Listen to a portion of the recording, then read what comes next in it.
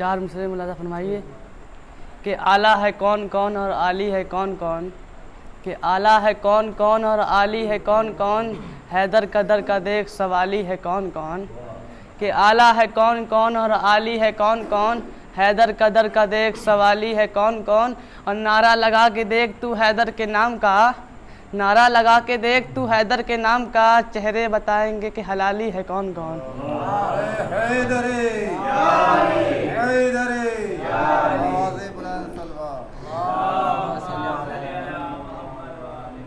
علی کا چہرہ لحد میں اتر کے دیکھتے ہیں، علی کا چہرہ لحد میں اتر کے دیکھتے ہیں، جو زندگی میں نہ دیکھا تو مر کے دیکھتے ہیں، کہ علی کا چہرہ لحد میں اتر کے دیکھتے ہیں، جو زندگی میں نہ دیکھا تو مر کے دیکھتے ہیں، اور نجات مانگے گی امت تو یہ کہیں گے رسول، نجات مانگیں گی امت تو یہ کہیں گے رسول، ذرا رکو علی سے بات کر کے دیکھتے ہیں۔ نعرہ صلوات۔ کہ اس دن سے کربلا کے بہت بھاؤ بڑھ گئے، جب سے حسین اس پہ تیرے پاؤں پڑ گئے، اور سن کر علی کا ذکر جو چہرے بگڑ گئے، ایسا لگا حسین کے قاتل پکڑ گئے۔ کہ اس دن سے کربلا کے بہت بھاؤ بڑھ گئے، جب سے حسین اس پہ تیرے پاؤں پڑ گئے، اور سن کر علی کا ذکر جو چہرے بگڑ گئے، ایسا لگا حسین کے قاتل پکڑ گئے۔ اب تو انہیں جا نماز بھی کرتی نہیں قبول، اب تو انہیں جا نماز بھی کرتی نہیں قبول، جو بد نصیب فرض ازا سے بچھڑ گئے۔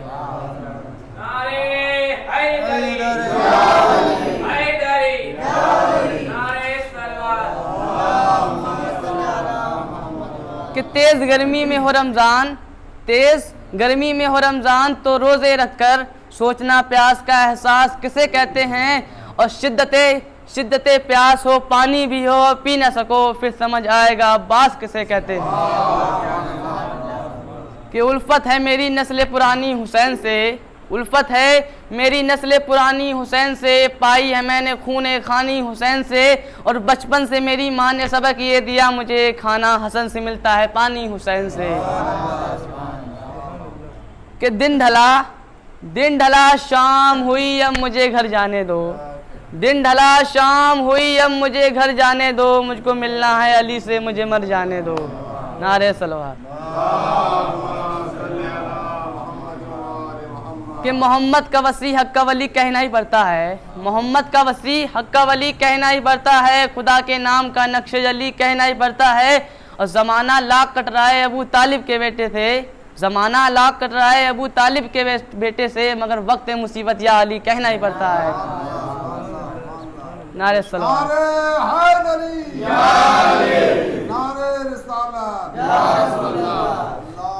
کہ بلبل کو پھول شمع کو پروانہ چاہیے، ہم کو رسول پاک کا دیوانہ چاہیے، اور ذکر نبی سے روح کو گرمانا چاہیے۔ کہ بلبل کو پھول شمع کو پروانہ چاہیے، ہم کو رسول پاک کا دیوانہ چاہیے، اور ذکر نبی سے روح کو گرمانا چاہیے، اور جو بھی کرتا ہے میرے آقا کی برائی، اس کو تو پیدا ہوتے ہی مر جانا چاہیے، اس کو تو پیدا ہوتے ہی مر جانا چاہیے۔ کہ اسلام تجھ کو گود میں پالا حسین نے، اسلام تجھ کو گود میں پالا حسین نے، ٹھوکر لگی تجھے تو سنبھالا حسین نے۔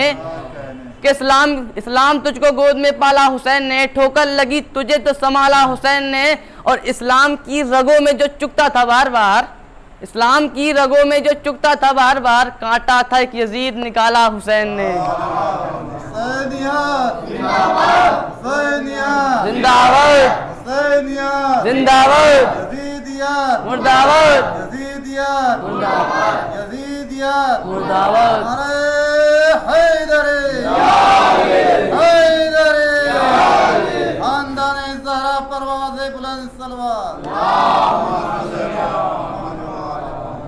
کہ رلانے آتی ہیں یاد حسین روز مجھے، میں وہ نہیں جو محرم کا انتظار کروں، اور مانگو دعا وسیلے سے کھالی نہ جائے گی، باطل کی خدا سے کبھی ٹالی نہ جائے گی، اور عشق غم حسین میں کہ رلانے آتی ہیں یاد حسین روز مجھے، میں وہ نہیں جو محرم کا انتظار کروں، اور مانگو دعا وسیلے سے کھالی نہ جائے گی، باطل کی خدا سے کبھی ٹالی نہ جائے گی، اور عشق غم حسین میں آنسو بہا کے دیکھ اتنی خوشی ملے گی سنبھالی نہ جائے گی۔ نعرہ سلام۔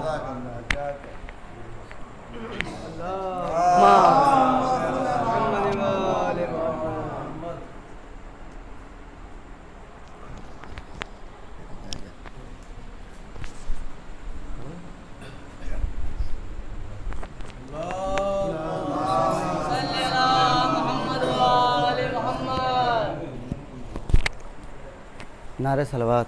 اللہم صلی علی محمد و آل محمد۔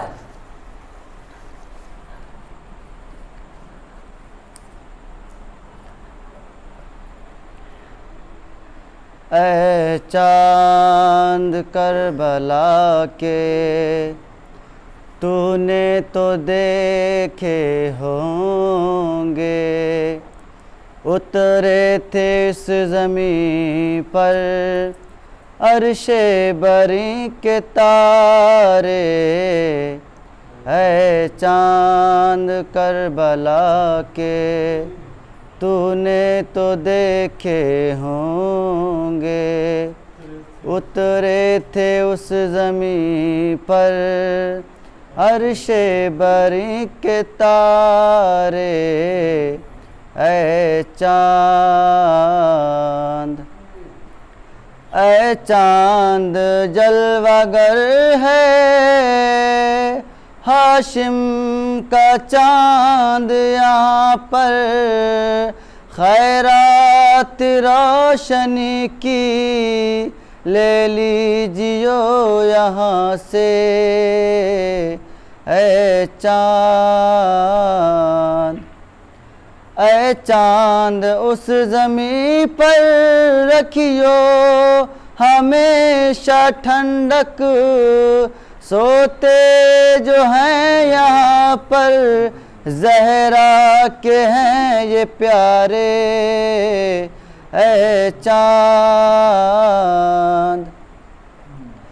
تسنیم و سلسبیلوں کو سر کے ہیں یہ مالک، مارے گئے جو پیاسے اس نہر کے کنارے، ہے چاند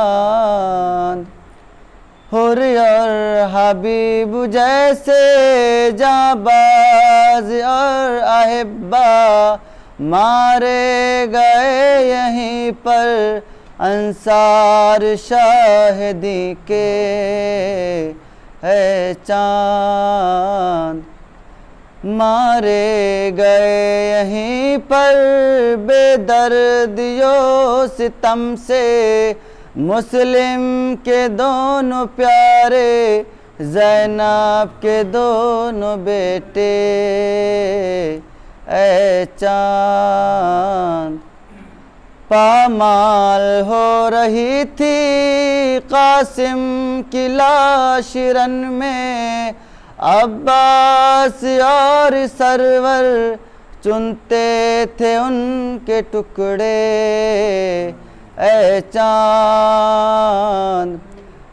چاند کربلا کے تو نے تو دیکھے ہوں گے، اترے تھے اس زمین پر عرش بری کے تارے، اے چاند۔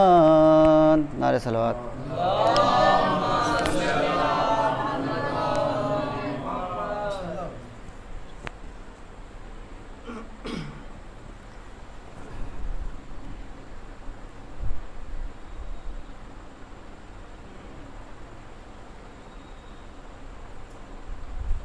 اللہم صل علی محمد و آل محمد۔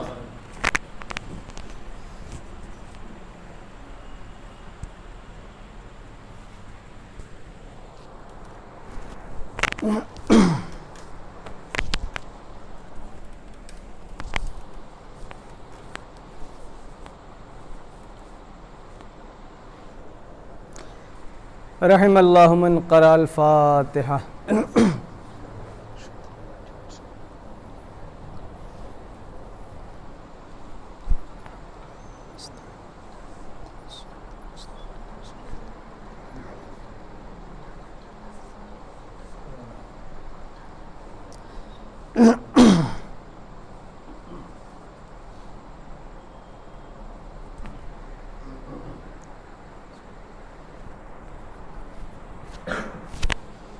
لا حول ولا قوة إلا بالله العلي العظيم. أعوذ بالله من الشيطان اللعين الرجيم. بسم الله الرحمن الرحيم. الحمد لله رب العالمين. والصلاة والسلام والتحية والإكرام على رسوله النبي الكريم وعلى أهل بيته الطيبين الطاهرين المعصومين الذين أذهب الله عنهم الرجس وطهرهم تطهيرا.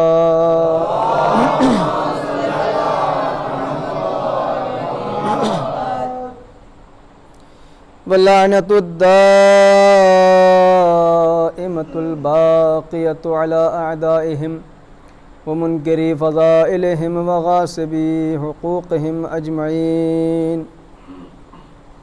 أما بعد فقد قال مولانا الإمام الحسين عليه السلام: إني لم أخرج أشرا ولا بطرا ولا مفسدا ولا ظالما، انما خرجت لطلب الاصلاح في امة جدي، اريد ان امر بالمعروف وانهى عن المنکر واسیر بسیرت جدی وابی. صلوات بر محمد وآل محمد.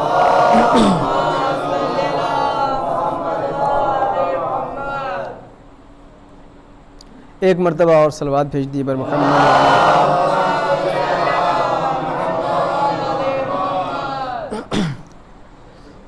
آپ لوگ اتنا دور دور کیوں بیٹھے ہیں ہم سے؟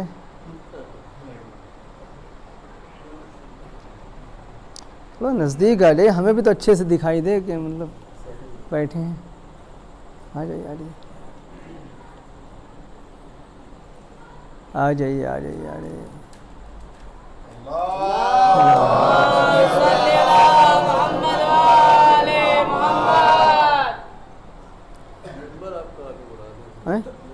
نہیں نہیں بعد میں جو ہے پریشانی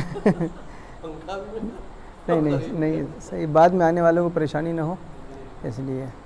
صلوات بھیج دیں پر محمد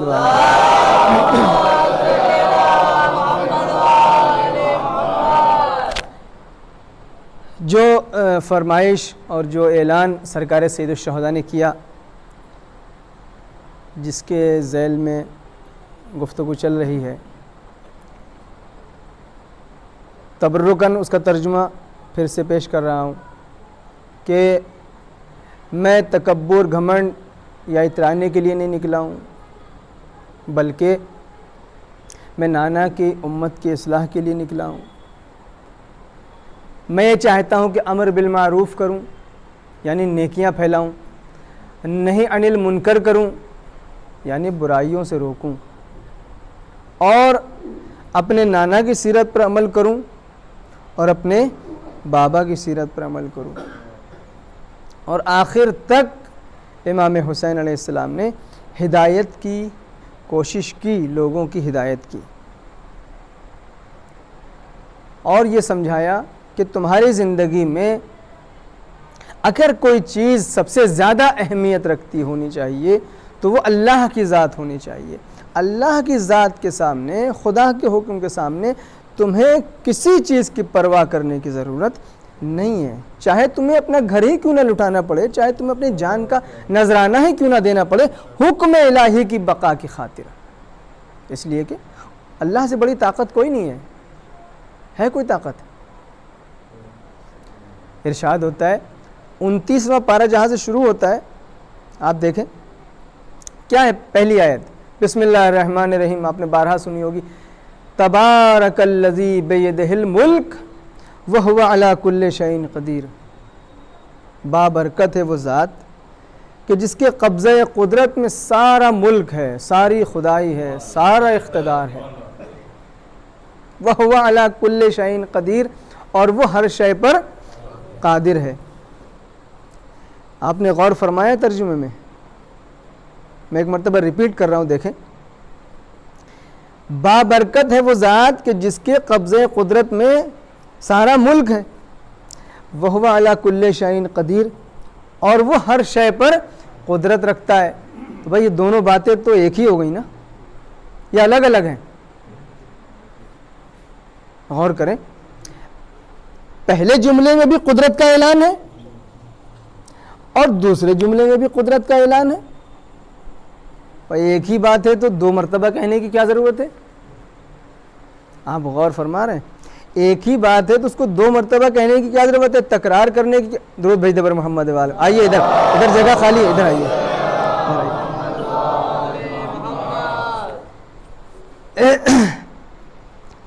آپ دیکھیں ترجمہ یہی ہے نا کہ جس کے قبضے قدرت میں سارا ملک ہے اور وہ ہر شے پر قادر ہے۔ یا اللہ ایک ہی بات کو ریپیٹ کیوں کر رہا ہے؟ بھئی اس قرآن میں آپ کو معلوم ہے اس کی خاصیت یہ ہے کہ ولا رطب ولا یابس الا فی کتاب مبین، کوئی خشک و تر ایسا نہیں ہے جو اس کتاب میں نہ ہو، ہر چیز کو اس میں سمیٹا گیا ہے، ہر چیز کو اس میں بیان کیا گیا ہے۔ تو جب کوئی کتاب اگر ایسی ہے کہ جس میں ہر بات کو سمیٹا گیا ہے تو اس میں پھر ایک بات کو ریپیٹ نہیں ہونا چاہیے، ایک بات کو بار بار تکرار نہیں کرنی چاہیے۔ لیکن اللہ اپنی قدرت کو سمجھانے کے لیے تکرار کر رہا ہے، بار بار یہ سمجھا رہا ہے کہ دیکھو ہمارے قبضے میں سب کچھ ہے اور ہم ہر شے پر قدرت رکھتے ہیں۔ اس کا مطلب یہ ہے، اس کے پیچھے جو ریزن ہے وہ یہ ہے کہ یہ جو انسان ہے، حضرت انسان، یہ ہر چیز کو قدرت والا ماننے کو تیار ہے لیکن اللہ کو قدرت والا ماننے کو تیار نہیں ہے۔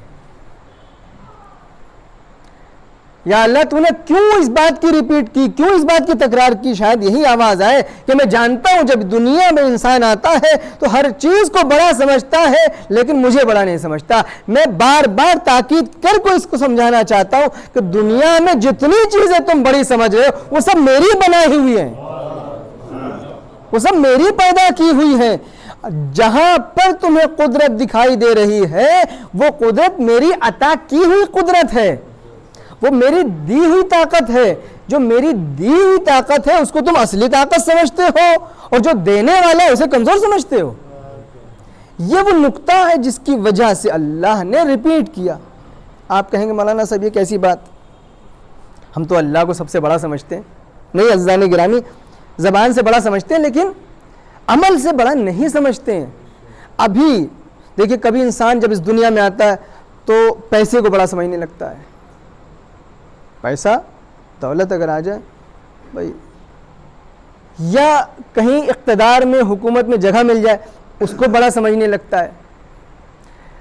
میں مثال دیتا ہوں، ایک محسوس مثال، میرے گھر میں اگر کوئی بیمار ہو جائے، فرض کریں میں بیمار ہو جاؤں، تو سب سے پہلے ہمارے ذہن میں کیا خیال آتا ہے کہ ڈاکٹر کے پاس لے کے چلتے ہیں، جیب میں ہاتھ جاتا ہے کتنے پیسے ہیں، یہی ہے نا، جیب میں ہاتھ جاتا ہے کتنے پیسے ہیں، جیسی جیب ویسے پھر انسان آگے کے لیے سوچتا ہے۔ لیکن آپ یہ بتائیے کہ آپ گئے ڈاکٹر کے پاس اور اس نے آپ کو دوائی دی اور آپ ٹھیک نہیں ہوئے، آپ نے چیک اپ کروایا، خدا نہ خواستہ کوئی ایسا مرض نکلا کہ جس معمولی ڈاکٹر اس کا علاج نہیں کر سکتا، بڑے ڈاکٹر سے رجوع کرنا پڑے گا۔ اب آپ کو کسی نے بتایا جب فلاں ڈاکٹر کے پاس جائیے، آپ وہاں پہ پہنچے آپ، اور وہاں جانے کے بعد ڈاکٹر صاحب کا نمبر لیا، انہوں نے کہا کہ صاحب نمبر تو مل جائے گا لیکن وہ یہ ہے کہ 3 مہینے بعد کا نمبر ہے، 3 مہینے بعد کا نمبر ہے۔ اب آدمی کیا سوچتا ہے کہ تھوڑا سا پیسہ ویسا خرچہ کر کے شاید جلدی مل جائے، پیسے کی کمی نہیں تھی، 1 لاکھ 2 لاکھ کی گڈی نکالی رکھ دی کہ صاحب تھوڑا جلدی کریے، اگر ہو جائے تو. انہوں نے کہا صاحب یہ پیسے سے یہاں کام نہیں چلے گا, آپ سے بڑے بڑے پیسے والے آئے, لیکن یہ ہے کہ نمبر ملے گا وہی 3 مہینے بعد کا. جس پیسے کو سب سے بڑا سمجھ رہے تھے, اس پیسے نے دم توڑ دیا کہ نہیں توڑ دیا؟ دم توڑ دیا نا. اب دوسرا راستہ اختیار کیا کرتا ہے انسان؟ پیسے سے تو نہیں کام بنا, اب یہ ہے کہ چلو کسی منتری سے, کسی جس کی پہنچ ہو اس سے فون کروا دیتے ہیں. یہ ہماری پریکٹیکل لائف میں دیکھنے کو ملتا ہے. خیر ادھر ادھر جگاڑ لگایا, فون کیا تو کہیں سے کوئی لنک ملا اور ڈاکٹر صاحب نے اس سفارش کی بنیاد پر آپ کو مثلا مثال کے طور پر 3 دن کے بعد کا وقت دے دیا. اب 3 دن کے بعد مریض کو لے کر کے پہنچے. اب وہاں کے اوپر ڈاکٹر صاحب نے رپورٹس دیکھی, یہ وہ دیکھا, اور تھوڑی دیر کے بعد کہا کہ مجھے معاف کریے گا, یہ جو کیس ہے یہ میں ہینڈل نہیں کر سکتا ہوں, اور میں کیا کہیں بھی آپ چلے جائیں. تو جواب دے دیا. اب کیا ہوگا؟ ہمارے پیروں کے نیچے سے زمین نکلنے لگی. ہم نے کہا ڈاکٹر صاحب سارا بھروسہ آپ کے اوپر تھا, سارا اعتبار آپ کے اوپر تھا, اتنی محنت کی, پیسہ بھی ٹرائی کیا, سفارش بھی ٹرائی کر لی, جس کے اوپر بھروسہ تھا ڈاکٹر اس کو بھی ٹرائی کر لیا, اس نے لاجواب کر دیا کہ ہمارے پاس اس کا علاج نہیں ہے. ہم نے بہت منتیں کی, بہت گڑ گڑائے, تو ایک ہی جملہ منہ سے نکلا کہ جناب بس اب آپ دعا کریے اوپر والے سے, اگر وہ چاہے. عزیزان گرامی یہ کیا ہوا کہ اب کیا ہوتا ہے, وہاں سے واپس آتے ہیں, اللہ سے لو لگاتے ہیں, اب دعائیں بھی ہیں, اب نمازیں بھی ہیں, اب منتیں بھی ہیں, اب جو ہے بکرے بھی کٹ رہے ہیں, اب مرغے بھی بٹ رہے ہیں, اب یہ بھی ہو رہا ہے, وہ بھی ہو رہا ہے. اب جو اللہ سے لو لگانے کی روش ہے اس میں تبدیلی آ گئی ہے. عزیزان گرامی اس انسان نے پہلے پیسے کو ٹرائی کیا, پھر تعلقات کو ٹرائی کیا, ڈاکٹر کو ٹرائی کیا, اس کے سب سے آخر میں آنے کے بعد اس نے اللہ سے لو لگائی. اسلام یہی سمجھانا چاہتا ہے کہ جس چیز کو تم نے سب سے آخر میں رکھا ہے اس کو سب سے پہلے ہونا چاہیے تھا.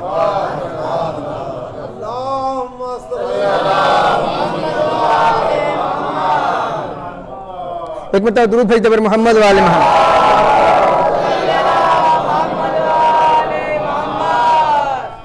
انسان نے جس چیز کو سب سے آخر میں رکھا ہے اس کو سب سے پہلے ہونا چاہیے تھا. اب ہو سکتا ہے میرے مجمع میں سے کوئی اٹھ کے یہ کہے کہ مولانا صاحب یہ جو آپ طریقہ ہمیں بتا کے جا رہے ہیں تو کیا کل سے ہم یہ کریں کہ جب ہمارے گھر میں کوئی بیمار ہو تو ہم گھر ہی میں مصلی بچھا لیں؟ بس آپ نے نسخہ ایسا بتایا ہے کہ بس مصلی بچھا لیں اور ہاتھ میں تسبیح پکڑ لیں اور مریض ٹھیک ہو جائے گا. یہ سوال کسی نہ کسی کے ذہن میں آ سکتا ہے. پڑھا لکھا مجمع ہے, میں اس کنفیوژن کو دور کرتے ہوئے پھر آگے بڑھتا ہوں. یاد رکھیں قطعاً کہنے کا مطلب یہ نہیں ہے کہ جب کوئی مشکل پیش آئے تو صرف مصلی بچھا کے دعائیں کرنے لگو, تسبیح پڑھنے لگو, نمازوں میں لگ جاؤ, رکوع سجدے میں لگ جاؤ. نہیں, آپ کا وظیفہ ہے, آپ کا فریضہ ہے, آپ کے اوپر ضروری ہے کہ ان تمام راستوں کو آزمائیں جو شفا کے ہیں, ان تمام راستوں کو آزمائیں جو شفا کے ہیں. میں مثال دیتا ہوں, یہاں مثال کا واقعہ سنا دیتا ہوں. جناب موسیٰ ایک مرتبہ بیمار ہوئے. جناب موسیٰ علیہ السلام ایک مرتبہ بیمار ہوئے. جب بیمار ہوئے تو وہی نازل ہوئی کہ جاؤ فلاں جڑی بوٹی کھا لو تم ٹھیک ہو جاؤ گے. تو جناب موسیٰ نے کہا اے اللہ میں جڑی بوٹی نہیں کھاؤں گا, تو شافی ہے, شفا دینے والا ہے, تو مجھے ڈائریکٹ شفا دے. جناب موسیٰ نے کہا تو ڈائریکٹ مجھے شفا دے. اللہ نے کہا نہیں, تم کو وہ جڑی بوٹی, وہ دوائی تمہیں استعمال کرنا پڑے گی. اور موسیٰ نے کہا نہیں, میں وہ استعمال نہیں کروں گا, تو شافی ہے, تو شفا دینے والا ہے, میں تجھ سے مانگ رہا ہوں, تو مجھے دے. ایک مرتبہ آواز قدرت آئی, اے موسیٰ تم یہ کیوں سمجھ رہے ہو کہ وہ جڑی بوٹی تمہیں شفا دے رہی ہے؟ تم یہ دیکھو اس دوا کے اندر شفا کی طاقت کس نے رکھی ہے. درود بھیج دے بر محمد و آل محمد.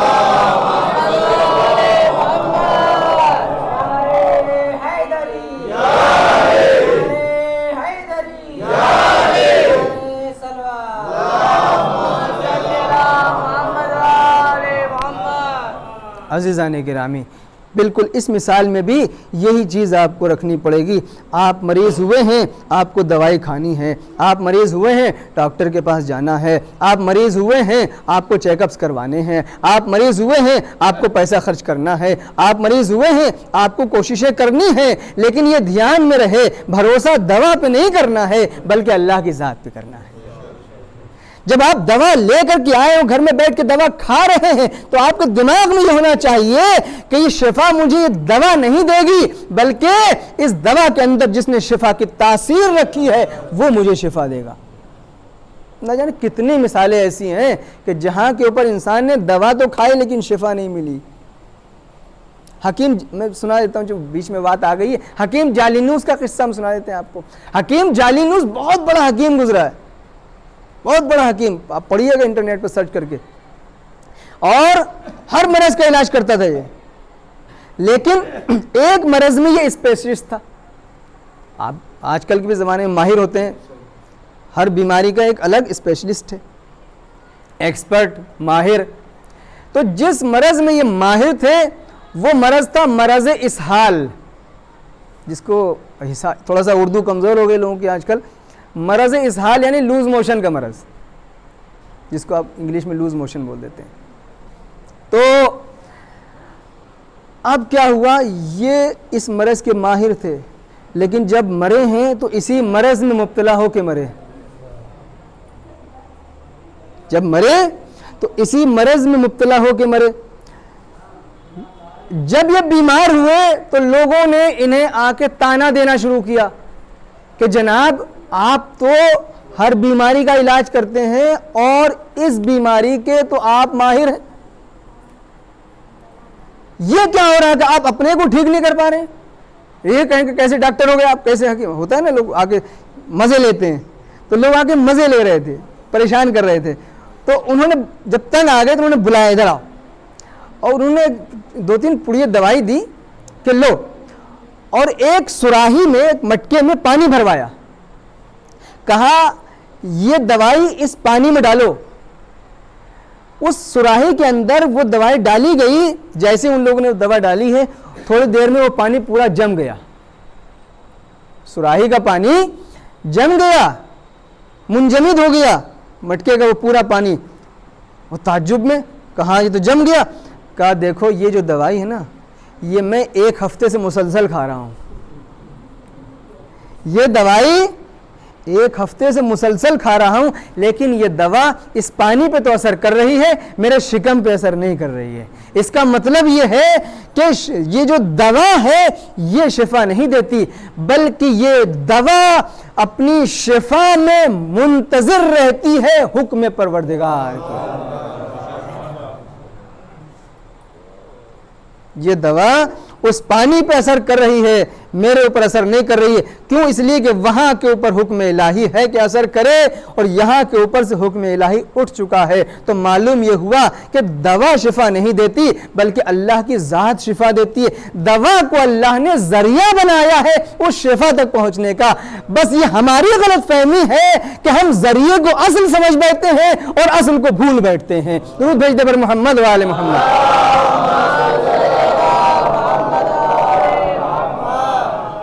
تو میں عرض کر رہا تھا آپ کی خدمت میں کہ اس نے یہ ارشاد فرمایا کہ ہم قادر مطلق ہیں، ہم کو بڑا سمجھو. لیکن یہ دنیا میں جب انسان آتا ہے، اچھا آپ کونے میں، ادھر ہم گھوم ہی نہیں پا رہے تھے، دیکھیے آپ ادھر بیٹھے ہوئے. درود بھیج دے بر محمد و آل محمد.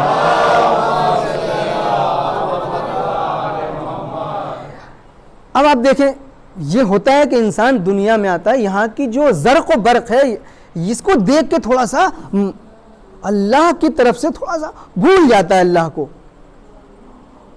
یہ جب ٹھوکر لگتی ہے تو پھر اللہ یاد آنے لگتا ہے. یہ میں اللہ سے پوچھنا چاہتا ہوں کہ یا اللہ، اس دنیا میں بہکانے والی چیزیں اتنی ہیں جو انسان کو اپنی طرف کھینچ رہی ہیں، تیرے ذکر سے، تیری یاد سے، غافل کر رہی ہیں. تو نے یہی خالی یہی انتظام کیا ہے بہکانے والی چیزوں کا؟ کوئی ایسا انتظام نہیں کیا جو انسان کو تیری طرف بھی متوجہ کرے؟ سوال. اب میں مثالیں نہیں دوں گا, آپ سمجھ لیجیے دنیا میں کتنی چیزیں ایسی ہیں جو انسان کو اپنی طرف کھینچتی ہیں, جن میں مبتلا ہو کہ انسان اللہ کی طرف سے تھوڑا سا غافل سا ہو جاتا ہے. اللہ اتنے تو نے بہکانے والی چیزوں کو پیدا کر دیا, کوئی ایسی چیز بھی پیدا کی ہے جس سے انسان تیری یاد میں مبتلا رہے؟ اس نے کہا تو نے غور نہیں کیا, بہت انتظام کیا ہے, بہت انتظام کیا ہے. کہ وہ کیسے؟ کہ دیکھو تمہیں بلایا ہے میں نے اپنے بارگاہ میں, صبح کو, دوپہر کو, شام کو. صبح کی 2 رکعت ہے, ظہر کی بتا بابو 4 ہے, عصر کی 4 ہے, مغرب کی 3 ہے, عشاء کی 4 ہے. اب ہم فی الحال 2 رکعت پہ بات کرتے ہیں. اللہ کا انتظام دیکھیں, آپ غور کریے, اللہ کا انتظام دیکھیں. اس نے جب ہم نماز پڑھتے مصلی پر آتے ہیں تو کہاں سے شروع کرتے ہیں نماز کو؟ بتائیے. سب سے پہلا کام نیت, یہی ہے نا؟ سب سے پہلا کام کیا ہے؟ یا نیت سے پہلے بھی کچھ کرتے ہیں نماز میں؟ سب سے پہلا کام نیت. نیت کے بعد کیا کہتے ہیں؟ اللہ اکبر. نماز پڑھتا ہوں میں صبح کی 2 رکعت واجب قربتاً اللہ, اس کے بعد کیا کہا؟ اللہ اکبر. اس اللہ اکبر کا مطلب کیا ہے بتائیے؟ اللہ سب سے بڑا ہے. اللہ بڑا نہیں ہے, یہ نہیں کہ اللہ بڑا ہے, اللہ سب سے بڑا ہے. اب اس کے بعد آگے بڑھیے. آپ نے سورہ الحمد پڑھا, اس کے بعد کوئی دوسرا سورہ پڑھا, رکوع میں جانے والے ہیں. رکوع میں جانے سے پہلے کیا کہنا ہے؟ پھر کہنا آپ کو اللہ اکبر, پھر رکوع میں جائیے. آپ رکوع میں پہنچے, سبحان رب العظیم و بحمدہ کھڑے ہوئے, سمع اللہ لمن حمدہ. سجدے میں جانے والے ہیں, اللہ نے کہا ٹھہر جاؤ, ایک دفعہ پھر کہو اللہ اکبر. ایسا ہی ہے, سجدے میں چلے گئے, سبحان ربی الاعلی و بحمدہ, اٹھے اللہ اکبر, استغفر اللہ ربی و اتوب الیہ. سجدے میں جانا چاہتے ہو, ٹھہر جاؤ, پھر کہو اللہ اکبر. کیا مطلب ہے اللہ اکبر کا؟ پھر سے دہرائیے. اللہ سب سے بڑا ہے, اللہ سب سے بڑا. یا اللہ ایک ہی بات کو بار بار کہلوا رہا ہے, اللہ اکبر اللہ اکبر اللہ اکبر. کھڑے ہو جائیے. پھر آپ نے جوڑا کتنی مرتبہ ہوا؟ ایک مرتبہ تکبیر میں کہا اللہ اکبر, رکوع میں جانے سے پہلے کہا 2, رکوع میں جب اٹھے سجدے میں جانے لگے 3, 5 مرتبہ ہو گیا وہاں تک. پہلی رکعت میں 5 مرتبہ, ایک رکعت میں یہ 5 ہو گیا. اب دوسری رکعت میں کم سے کم 4, یا اگر قنوت ہے جناب, قنوت نہیں بھولیے, جی ہاں 5 ہی مرتبہ. یہ ابھی 2 رکعت ہے, زیادہ نہیں ہے. 2 رکعت میں 10 مرتبہ آپ نے اللہ اکبر کا اقرار کیا اپنی زبان سے. اس کے بعد آپ نے نماز کو ختم کرنے چلے, سلام پھیرا, السلام علیکم ورحمۃ اللہ وبرکاتہ. کہا ٹھہر جاؤ, 3 مرتبہ پھر کہو اللہ اکبر اللہ اکبر اللہ اکبر. یا اللہ کیا کہلوا رہا ہے. جہاں سے نماز شروع کی تھی وہ بھی یہی تھا کہ اللہ اکبر. جب نماز ختم ہو رہی ہے تو 3 مرتبہ کہلوا رہا ہے اللہ اکبر اللہ اکبر اللہ اکبر. اور بیچ میں جگہ جگہ پر کہلواتا رہا اللہ اکبر اللہ اکبر. اللہ سب سے بڑا ہے, اللہ سب سے بڑا ہے, اللہ سب سے بڑا ہے. ہاتھ جوڑ کے پوچھنا چاہتا ہوں, اے میرے مالک, ایک ہی بات کو اتنی مرتبہ تو کیوں کہلوا رہا ہے کہ میں سب سے بڑا ہوں, میں سب سے بڑا ہوں, میں سب سے بڑا ہوں. تو شاید آواز قدرت آئے. میں جانتا ہوں جب میرا بندہ دنیا میں جائے گا تو چاروں طرف سے بہکانے والی چیزیں آئیں گی. ہر چیز کو یہ بڑا سمجھے گا, کبھی پیسے کو بڑا سمجھے گا, کبھی دولت کو بڑا سمجھے گا, کبھی اقتدار کو بڑا سمجھے گا, کبھی حکومت کو بڑا سمجھے گا, کبھی تعلقات کو بڑا سمجھے گا. لیکن میں چاہتا ہوں کہ یہ ہر چیز کو بڑا نہ سمجھے, صرف میری ذات کو بڑا سمجھے. لہذا جگہ جگہ بار بار اتنی مرتبہ اس کی زبان سے اقرار کرواؤں گا کہ اس کے مزاج میں رس اور بچ جائے کہ جیسے ہی کوئی چیز اسے اپنی طرف کھینچنے لگے اسے اپنا پروردگار یاد آ جائے کہ کوئی بڑا نہیں صرف اللہ.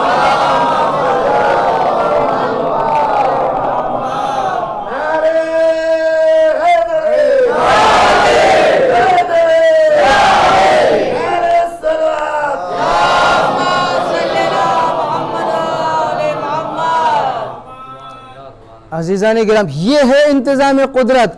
اور سنیے یہی نہیں اللہ نے اپنی یاد کے لیے کیا کیا کیا. جب کوئی کام کرنے چلو تو کیا کہو؟ بسم اللہ الرحمن الرحیم. بغیر بسم اللہ کے شروع مت کرنا. دسترخوان پہ بیٹھو ہاتھ بڑھانے سے پہلے کہو بسم اللہ الرحمن الرحیم. جب کھا چکو ختم ہو جائے تو کیا کہو؟ الحمدللہ رب العالمین. یہ کیا الحمدللہ رب العالمین. کوئی نعمت اللہ کی کوئی قدرت کوئی شاہکار دکھائی دے جائے فوراً کہو ما شاء اللہ. ہے نا؟ اگر کوئی دنیا سے گزر جائے وہاں پہ بھی نہیں چھوڑا اللہ نے, فوراً کہو انا للہ. یہ کتنی پریکٹس بندے کو کروائی جا رہی ہے بار بار بار بار اللہ اللہ اللہ اللہ. یہ پریکٹس اسی لیے کروائی جا رہی ہے کیونکہ دنیا میں انسان کو ہر چیز اپنی طرف کھینچ رہی ہے. یہ نہ کہیے گا اللہ نے انتظام نہیں کیا ہے. اگر دنیا میں زرق و برق اور یہ رنگینیاں رکھی ہیں تو قدم قدم پر اللہ نے اپنی یاد اور اپنا ذکر بھی رکھا ہے. اور قرآن کی آیت میں پڑھ دوں سورہ طٰہٰ آیت نمبر 124, یاد رکھیے گا, جا کے پڑھ لیجئے گا. آواز آئی. آج ہر آدمی غربت کا رونا روتا ہے, میرے پاس پیسے نہیں ہیں, میں غریب ہوں, میری زندگی میں مشکلات ہیں, پریشانیاں. مولانا صاحب کوئی تعویذ بتا دیجئے, کوئی عمل بتا دیجئے, کوئی طریقہ بتا دیجئے. تمام لوگ ہمارے پاس آیا کرتے ہیں. میں قرآن کی آیت پڑھ کے سناتا ہوں. سورہ طٰہٰ آیت نمبر 124 125 ارشاد الہی ہوتا ہے بسم اللہ الرحمن الرحیم من اعرض عن ذکری فإن له معیشۃ ضنکا. تم سوچتے ہو پریشانیاں کیوں آ رہی ہیں؟ اعلان خود صاف صاف اعلان ہے, جو بھی میرے ذکر سے منہ موڑے گا اس کے دو اثر ہوں گے. جو بھی میرے ذکر سے منہ موڑے گا اس کے دو اثر ہوں گے. فإن له معیشۃ ضنکا. پہلا اثر اس دنیا کا ہے, دوسرا اثر اس دنیا کا ہے. پہلا اثر اس دنیا کا ہے, دوسرا اثر اس دنیا کا ہے. جو میرے ذکر سے منہ موڑے گا فإن له معیشۃ ضنکا. یاد رکھو اس کی زندگی تنگی میں گزرے گی. یہ میں نہیں کہہ رہا ہوں, قرآن کہہ رہا ہے. وَنَحْشُرُهُ يَوْمَ الْقِيَامَةِ أَعْمَىٰ. اور دوسرا اثر یہ ہوگا کہ قیامت کے دن ہم ایسے انسان کو اندھا اٹھائیں گے. وَنَحْشُرُهُ يَوْمَ الْقِيَامَةِ أَعْمَىٰ. جو میرے ذکر سے منہ موڑے گا ہم اس کی زندگی کو تنگی میں گزروائیں گے, پریشانیوں میں گزروائیں گے, سختیوں میں گزروائیں گے. یہ دنیا کا اثر ہے. اور آخرت کا اثر یہ ہے کہ جب اٹھے گا تو اندھا اٹھے گا. اس کے بعد 125ویں آیت اگلی آیت قالا یا رب لما حشرتنی اعمیٰ. آواز دے گا اے اللہ تو نے مجھے اندھا کیوں محشور کیا ہے, اندھا کیوں اٹھایا ہے. وقد کنت بصیرا. میرے پاس تو آنکھیں تھیں, میں تو بینا تھا, آج نابینا کیسے ہو گیا. آواز آئے گی قد اتتک آیاتنا فنسیتہا. کل دنیا میں تو نے مجھے بھلا دیا تھا, آج میں نے تجھے بھلا دیا. درود بھیج دے بر محمد والے.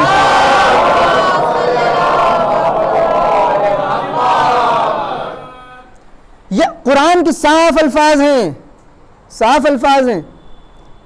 ہم جب نماز پڑھنے کے لیے کھڑے ہوتے ہیں تو پتہ ہی نہیں چلتا ہے کب شروع ہوئی کب ختم ہو گئی. سارا حساب و کتاب اسی 2 رکعت نماز میں ہوتا ہے. گھر میں سبزی کب لانی ہے, کتنا راشن گھر میں موجود ہے, کتنا موجود نہیں ہے, اور وہ آفس کا جو کام ہے وہ ابھی نپٹا نہیں ہے. اور ابھی ناراض نہ ہوئیے گا آفس والے لوگ, جو نہیں یہ ہے, یہ حقیقت ہے. ایک صاحب تو کہتے تھے جب میں کوئی چیز بھول جاتا ہوں تو فوراً نماز پڑھنے لگتا ہوں, کیونکہ اسے نماز میں ہر چیز یاد آ جاتی ہے. اللہ اللہ, ایسا نہیں ہونا چاہیے جی. ہاں, جب انسان مصلی پر کھڑا ہو تو اس کو یہ پتہ چلے کہ میں کس کی بارگاہ میں آیا ہوں, کس نے مجھے اپنے سے ہم کلام ہونے کا موقع عنایت فرمایا ہے. آج ایک بچے نے مجھ سے پوچھا کہ مولانا صاحب یہ بتائیے کہ نماز میں دل کیسے لگے, لذت کیسے آئے, ہاں کیسے مزہ آئے, کیسے لذت حاصل ہو. یہ کتنی بڑی بات ہے. یہ سوال بتا رہا ہے کہ اس بچے کی سوچ کیسی ہے. جتنا فخر کریں شاہ جہان پور والے کم ہے کہ ایسے لوگ آپ کے درمیان ہیں.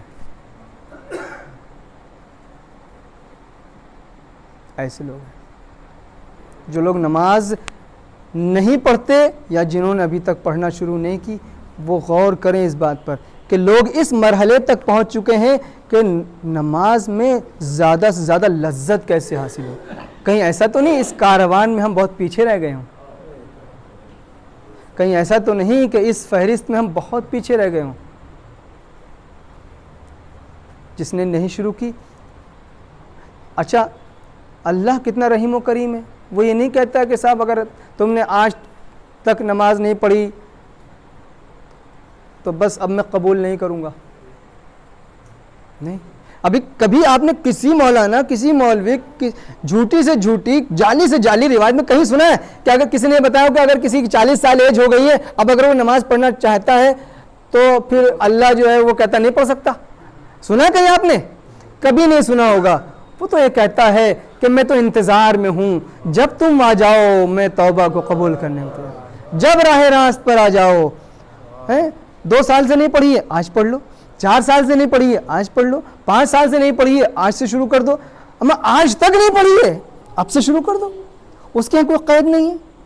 وہ تو انتظار میں ہے اور وہ تو پسند کرتا ہے اس جوان کو کہ جو توبہ کے لیے اس کی بارگاہ میں حاضر ہو جائے، پسند کرتا ہے اس جوان۔ بڑھاپے کی توبہ کا اتنا اللہ کو پسند نہیں ہے جتنی جوانی کی توبہ پسند ہے، اس لیے کہ جوانی میں انسان چاروں طرف سے گھرا ہوتا ہے، اس موقع پر اگر وہ اپنے کو اللہ کے تک پہنچا دے تو یہ کمال ہے۔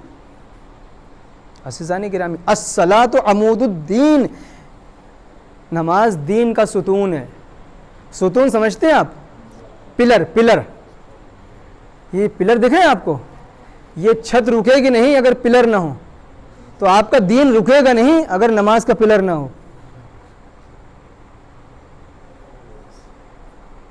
آپ کو معلوم ہے سب سے پہلا سوال جو قیامت میں ہوگا، سب سے پہلا سوال جو ہوگا وہ کس چیز کا ہوگا؟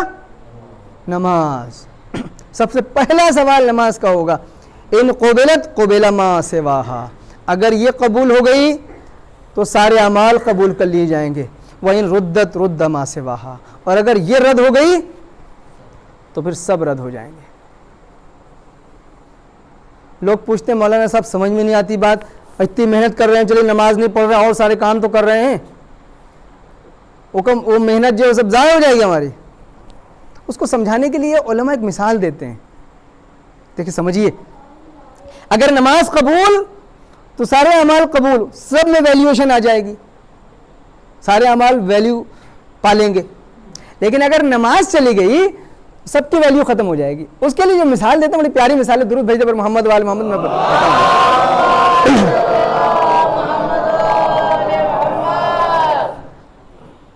کہتے ہیں جیسے آپ نماز پڑھتے ہیں تو اب یوں سمجھ لیجئے کہ آپ نے ایک گنتی لکھی ہے 1، ایک نماز پڑھی آپ نے، آپ ایک 1 لکھ دیجئے۔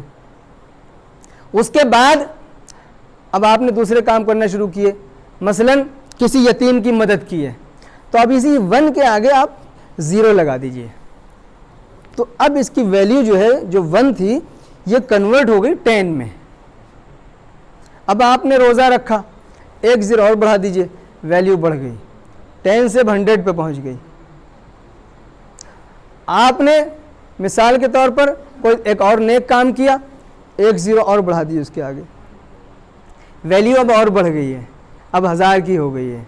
اب آپ نے حج بھی کر لیا، حاجی ہو گئے، اور بڑھا لیجئے اس کے آگے، اب 10,000 کی ہو گئی ہے۔ ٹھیک ہے، آپ نیکیاں کرتے جائیے اور یعنی آپ کی جو روح کی ویلیو ہے وہ بڑھتی جا رہی ہے، وہ جو آپ کے اندر جو ایک روحانی طاقت ہے، وہ جو ثواب ہے وہ بڑھتا جا رہا ہے۔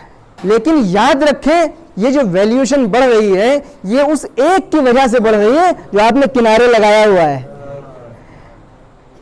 لیکن اگر آپ نماز نہ پڑھیں تو یہ ویسا ہی ہے جیسے آپ نے اس ایک کو گرا دیا، اب آپ 0 لگاتے رہیے، 0 لگاتے رہیے، 0 لگاتے رہیے، تو آپ کی ویلیوشن بڑھے گی نہیں۔ تو اس لیے کہا گیا ہے کہ نماز جو ہے اس کا سب سے پہلے سوال ہوگا، اگر یہ قبول ہو گئی تو سارے اعمال ویلیو پیدا کر جائیں گے، اور اگر یہ رد کر دی گئی تو کسی عمل کی کوئی قدر و قیمت اللہ کی نظر میں نہیں رہ جائے گی۔ یہ آپ سمجھ لیجئے۔ لیکن بہرحال اس بچے کے سوال پہ آتے ہیں. یہ کتنی بڑی بات ہے کہ مولانا صاحب نماز کے آپ سوچ رہے ہوں گے کہ نماز میں مزہ بھی آتا ہے. جی ہاں, نماز میں مزہ بھی آتا ہے. نماز میں مزہ بھی آتا ہے. نماز کی ایک اپنی ایک ٹیسٹ ہے. نماز کا, نماز کی ایک الگ مٹھاس ہے. یہ اور بات ہے کہ ہمیں محسوس نہ ہو, یہ الگ بات ہے کہ ہمیں وہ ٹیسٹ نہ لگے, نہ آئے, مزہ نہ آئے, وہ احساس نہ ہو. جیسے اصل کیوں نہیں آتا ہے, ٹیسٹ کیوں نہیں آتا ہے, ہم بتاتے ہیں. ہمیں کیا بتاؤں, روایتوں میں, اسی سے میں جلدی جلدی پڑھ رہا ہوں. نماز اور عبادت میں اگر لذت اور شیرینی اور چاشنی اور مٹھاس کو محسوس کرنا ہے تو انسان کو اپنے کو گناہوں سے روکنا پڑتا ہے. یاد رکھیے, جب انسان اپنے کو گناہوں سے روکے گا تو عبادت میں مزہ آتا ہے, اور جب گناہ کرتا ہے تو اس کی روح بیمار ہو جاتی ہے.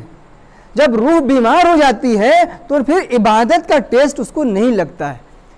بھائی روح ہے نا جو چکھتی ہے عبادتوں کا مزہ. کون چکھتا ہے؟ جسم تو سیب کا مزہ چکھے گا, بریانی کا مزہ چکھے گا, یہ جسم ہے. لیکن جو عبادتیں ہیں اس کا ٹیسٹ کون کرتا ہے؟ روح. اگر آپ کا جسم بیمار ہو جائے تو آپ کو ان چیزوں کا ٹیسٹ نہیں لگے گا. ہم نے آپ کو دیا جناب یہ کھانا کھائیے, آپ نے بہت مزے سے کھایا, ان کو دیا کہ آپ کھائیے, انہوں نے کہا ہمیں کڑوا لگ رہا ہے, ہم نے فوراً کہا جناب آپ کو بخار ہے. ایسا ہی نا, جیسے ہی جسم گڑبڑ ہوا تو اس نے اپنا ٹیسٹ کھو دیا. وہی چیز جو انہیں میٹھی لگ رہی ہے ان کو کڑوی لگ رہی ہے. عزیزان گرامی, تو جیسے جسم بیمار ہوتا ہے ویسے ہی روح بھی بیمار ہوتی ہے. جسم کی بیماریوں کے نام ہے بخار, نزلہ, کھانسی, کینسر, ڈائبٹیز, ٹی بی, اللہ بلا یہ سب. اور روح کی بیماریوں کے نام ہے چغلی, غیبت, جھوٹ, مکاری, خیانت, یہ ساری چیزیں. جب یہ سب کرتا ہے انسان تو اس کی روح بیمار ہو جاتی ہے. جب بیمار ہو جاتی ہے تو پھر اسے نماز اور عبادت کا مزہ نہیں لگتا. اور جس کو لگ جائے وہ ذائقہ, پھر وہ اس سے ہٹتا نہیں ہے. تو اس بچے نے ہم سے پوچھا, ایک مرتبہ درود بھیجتے پر محمد و آل محمد.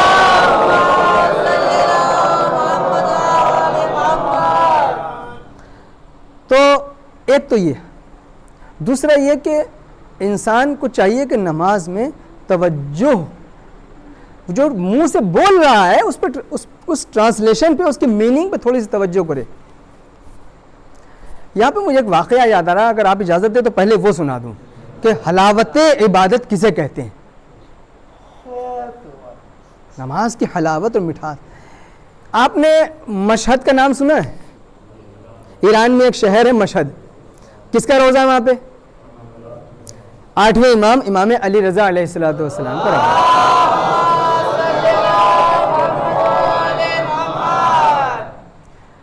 اس روزے میں, 8ویں امام کے روزے میں ایک مسجد بنی ہے. اس مسجد کا نام ہے مسجد گوہر شاد. بتائیے, مسجد کا نام ہے گوہر شاد. یہ جو مسجد ہے یہ ایک خاتون نے بنوائی تھی, ایک خاتون نے بنوائی تھی. یہ خاتون جو تھی بادشاہ وقت کی بیوی تھی. ظاہراً شاہ رخ تیمور بادشاہ تھا, اس کی بیوی تھی. بہت ہی مومنہ, بہت ہی متقی, بہت پرہیزگار. احساس ہوا کہ وہاں کے اوپر حرم کے اندر ایک مسجد ہونی چاہیے. پیسہ تھا تو انہوں نے آس پاس کے جتنے بہرحال گھر تھے منہ مانگی قیمت دی, خریدا. اس کے بعد ان کا یہاں پہ مسجد بنوائی جائے. اس مسجد کو بنوانے کے لیے انہوں نے خاص پروٹوکال رکھا. کیا پروٹوکال تھا؟ انہوں نے کہا کہ چونکہ بہت متقی اور حرم کے اندر بن رہی تھی مسجد, بہت ہی مومنہ خاتون تھی, انہوں نے کہا کہ انہوں نے سب شرطیں رکھی کہ پیسے کی پرواہ نہ کریں, لیکن جتنے بھی مزدور کام کرنے والے ہیں جتنے بھی کاریگر ہیں وہ سب آپس میں بہت ہی محبت اور پیار سے رہیں جب وہ آپس میں وہاں پہ کام کر رہے ہوں، اور ایک دوسرے کو گالی گلوچ نہ کریں، ایک دوسرے سے جھگڑا نہ کریں، ذکر خدا میں مصروف رہیں. بڑی بات ہے. وہ کاریگر کہاں ایسے ملتے ہیں؟ انہوں نے کہا بہت مشہور ہے کہ انہوں نے کہا کہ یہ ساری شرطیں اگر آپ لوگ پوری کریں گے تو جو آپ لوگوں کی دہاڑی ہے، جو آپ لوگوں کی محنت ہوگی، وہ ہم جسٹ ڈبل دیں گے. مثلا 300 روپے چل رہے تو آپ کو 600 ملے گا، 1000 چل رہی 2000 ملے گا. تو مزہ آئے گا، تو مزہ آ گیا سب کا. خیر، اور یہ ہے کہ جو سامان گٹی ہے، مورنگ ہے، جو بھی اس زمانے پتھر ہے، جس جانور کے اوپر آپ لاد کے لائیں گے اس جانور کو کوئی اذیت نہیں دے گا، اس جانور پہ کوئی سختی نہیں کرے گا. کھانا پانی ہمیشہ اس کے منہ کے آگے رہے گا، جہاں اس کا دل چاہے رک جائے، کھائے پیے پھر آگے بڑھے. کسی کو حق نہیں ہے اس پہ تازیانہ مارے، اس پہ سختی کرے. اتنی ساری شرطیں لگائیں اور وہ مسجد بن رہی تھی. دیکھیں حلاوت، عبادت الہی کی حلاوت اور مٹھاس یہ محسوس کریں آپ. یہ واقعہ سنانے کا مطلب یہ نہیں خالی آپ واقعہ سنیں، اپنی پریکٹیکل لائف میں کچھ پریکٹس کرنے کی کوشش کریں. اپنے گھر میں ہم چلے جاتے ہیں، یہاں سے لے کے مثلا بازار نکلے، سبزی لینے گئے، سودا لینے کے لیے گئے، 10 منٹ جانے میں لگا، 10 منٹ واپس آنے میں لگا، 20 منٹ آپ کے پاس ہے، گونگے بن کے جا رہے ہیں، گونگے بن کے آ رہے ہیں. ارے بھیا جاتے وقت ایک تسبیح پڑھ لو، آتے وقت تسبیح پڑھ لو. یعنی ٹائم کو انسان صحیح سے اگر استعمال کرنا چاہے، عقل مند انسان وہ ہوتا ہے کہ جو ٹائم سے فائدہ اٹھاتا ہے. آپ کبھی کبھی تو انسان لمبے لمبے سفر پہ جاتا ہے، 3-3 4-4 گھنٹے بس میں بیٹھا ہے، ٹرین میں بیٹھا ہے، کہاں بیٹھا ہے، فالتو بیٹھا ہے، ہاں، یا موبائل مثلا دیکھ رہا ہے، موبائل میں قرآن ہی سن لو کبھی. ارے بھیا 2 گھنٹے کا سفر 15 منٹ سن لو. لیکن دماغ ہی نہیں کام کرتا، اتنا شیطان جو ہے حاوی ہو جاتا ہے. عزیزان گرامی، یعنی انسان چونکہ اس شیرینی، اس حلاوت سے آشنا نہیں ہے ذکر الہی کی، اس لیے دور ہے. اب بہرحال وہ مسجد بننا شروع ہوئی. وہ 2-4 دن کے بعد وہ جو تھیں، اچھا ان کا نام جو تھا وہ یہی نام بھی تھا جس نام سے مسجد گوہر شاد، ان خاتون کا نام گوہر شاد تھا، انہی کے نام پہ وہ مسجد ہے. تو یہ جو تھیں جب بن رہی تھی مسجد تو آتی تھی 2 دن میں 4 دن میں ایک راؤنڈ پہ دیکھنے کے لیے کیسے بن رہی ہے، کیا ہے وہ. تو جو وہاں پہ مزدور کام کر رہے تھے ان میں سے ایک جوان، ایک مزدور نے ایک دن کیا دیکھا کہ ہوا چلی، اچھا یہ نقاب وقاب سب پورا پیک، ایک دن ہوا چلی اور ان کا جو نقاب تھا وہ تھوڑا کھسک گیا ہوا سے. اس مزدور نے ان کا چہرہ دیکھ لیا اور یہ تھی بہت خوبصورت، اور وہ جوان ان کو دیکھ کر کے ان کے اوپر عاشق ہو گیا.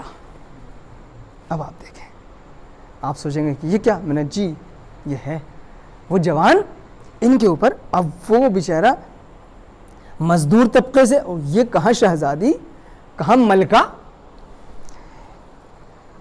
اب وہ اسی ٹینشن میں، اسی پریشانی میں اس کا دل و دماغ پہ وہ چھا گئیں، بالکل اسیر ہو گیا، وہ قیدی بن گیا. وہ کام وام چھوڑ کے بھاگ گیا گھر، اس کا کام میں دل ہی نہیں لگا، پھر اس کا کام میں پھر دل نہیں لگا، اور اگلے دن وہ کام پہ بھی نہیں آیا. چلیے بھائی نہیں آیا، کوئی مجبوری ہوگی.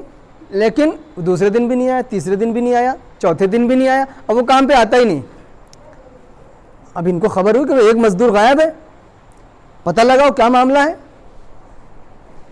اب پتہ جو لگا تو پتہ چلا وہ بیمار ہو گیا ہے، اور بیمار اتنا ہو گیا کہ اس حالت کو پہنچ گیا ہے کہ اب بچنا مشکل ہے. گھر میں کوئی نہیں ہے، ایک وہ بیٹا تھا اور اس کی ماں تھی، 2 لوگ تھے بس. بیٹا بیمار ہے، بیٹا بیمار ہے، اب ماں ہے بیچاری اکیلی، علاج کر رہی ہے، دوا دارو سب لے کے آ رہی ہے، مگر کوئی فائدہ نہیں ہے. بھائی اس کو تو بیماری دوسری ہے نا، وہ بخار تو ہے نہیں، اس کو چیک اپ سب ٹھیک ٹھاک ہے معاملہ، لیکن طبیعت بگڑتی جا رہی ہے. اب ایک دن اماں نے پوچھا بیٹا بات کیا ہے، تمہیں ساری دوائیں ہم کر رہے ہیں ہر طریقے کا علاج تمہیں کر رہے ہیں. تمہاری طبیعت ہے کہ سدھرنے کے بجائے روزانہ بگڑتی جا رہی ہے. تمہیں کچھ محسوس ہوتا ہے, کوئی تکلیف, کچھ تم بھی تو بتاؤ. اب اس نے دیکھا جب میں مر جاؤں گا تو اس نے اماں سے سچی بات بتا دی کہ اماں بات یہ ہے. ارے باپ رے باپ. اماں نے کہا ہم غریب آدمی بھیا, کہا تم چکروں میں پڑے ہو, سمجھے, کہاں وہ ملکہ, اور کہاں ہم غریب طبقہ, مزدور طبقہ, تمہیں کوئی اور نہیں ملا.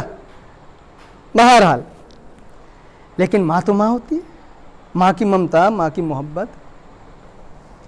ماں نے یہ طے کیا کہ میں ملکہ سے جا کے ملوں گی اور اس سے جا کے بات بتا دوں گی پوری. اور پہنچ گئی وہ ملکہ کے پاس اور کہا ملکہ صاحبہ ایک بات ہے ہمارے پاس چھوٹی سی, ہم وہ لے کے آئے. کہا بتائیے. کہا دیکھیے بچہ ہمارا مرنے والا ہے, ایک دم قریب ہے موت آ جائے, ہر طریقے کا ہم نے علاج کر لیا, ہم کو پتہ نہیں تھا اس کو بیماری کیا ہے. آج ہم نے اس سے پوچھا تو یہ اس نے بتایا ہے. آپ وہاں گئی نہیں تھیں وہاں دیکھنے داخلے, اس نے آپ کو دیکھ لیا ہے, سمجھے. اور یہ وہ کہہ رہا کہ میں تو ان سے شادی کروں گا, میں تو ان سے شادی کروں گا. اگر آپ کو میرے بچے کی جان پیاری ہے تو آپ دیکھ لیں, باقی اب آپ سوچیں ذرا, ہم اور آپ ہوتے تو کیا کرتے. تو سوچیں ذرا, ہم بادشاہ ہوں, کوئی پاورفل آدمی ہو, کوئی ہم سے آدمی ایسا آ کے مطالبہ کرے, پہلی فرصت میں کہ میں پکڑو ڈالو اس کو جیل میں, زندان میں, ذرا دماغ درست کر دو اس کے. ایک یہ طریقہ ہوتا ہے. لیکن ایک طریقہ اللہ والوں کا طریقہ ہوتا ہے, ایک ان کا طریقہ ہوتا ہے جن کے دل میں اللہ بستا ہے, جن کے یہاں دنیا نہیں بستی, جن کے دلوں میں, جن کا دل اللہ کی یاد سے نورانی ہوتا ہے, جن کی نظر دنیا پہ نہیں ہوتی, ان کی نظر آخرت پہ ہوتی ہے. معلوم ہے جواب کیا دیا؟ جواب یہ دیا کہ یہ بات آپ نے ہم سے پہلے کیوں نہیں بتائی. ایک بچے کی جان بچانا ہمارے اوپر واجب ہے. آپ سوچیں اس اینگل سے. یہ ہوتے ہیں اللہ والے, یہ ہے اللہ پسند زندگی جس کو آپ سن رہے ہیں, یہ ہے خدا کی پسندیدہ زندگی, یہ ہے خدا کی پسندیدہ سوچ, خدا کی پسندیدہ فکر. کہا آپ نے یہ پہلے کیوں نہیں بتایا؟ آپ نے بہت دیر کر دی بتانے میں. اور جائیے اور جا کے بچے سے کہیے کہ 2 شرطیں ہیں, 2 کام کرنے ہم تیار ہیں. کہا کیا؟ کہا کہ ایک کام ہمیں کرنا ہے, ایک کام ان کو کرنا ہے. کہا وہ کیا؟ کہا جو کام ہمیں کرنا ہے وہ یہ کہ ہم شادی شدہ ہیں, ہمارا شوہر ہے, بھائی بادشاہ ہے. ہمارا کام یہ ہے کہ ہم کو طلاق لینی پڑے گی ان سے پہلے. اور ان کا کام یہ ہے, ان کی شرط یہ ہے کہ انہیں ہمارا مہر ادا کرنا پڑے گا. اور ہمارا مہر یہ ہے کہ وہ مسجد میں, اس مسجد میں بیٹھ کے 40 دن تک اعتکاف کریں. اعتکاف سمجھتے ہیں آپ؟ یعنی مسجد سے باہر نہ نکلے, 40 دن تک اللہ کی عبادت میں مشغول رہیں. یہ 40 دن کی عبادت میرا مہر قرار پائے گی. اگر وہ تیار ہیں تو اپنا پہلے کام کر لیں, پھر ہم اپنا جو ہے دوسرا اپنا کام ہمارا جو ہے وہ ہم شروع کریں گے. اس نے کہا ٹھیک ہے. وہ آئے اپنے بیٹے کے پاس اور کہا بیٹا ہم گئے تھے وہاں اور انہوں نے مان لیا ہے, انہوں نے, وہ شادی میں تیار ہیں. وہ اٹھ کے بیٹھ گیا. درود بھیج دے محمد والے میں.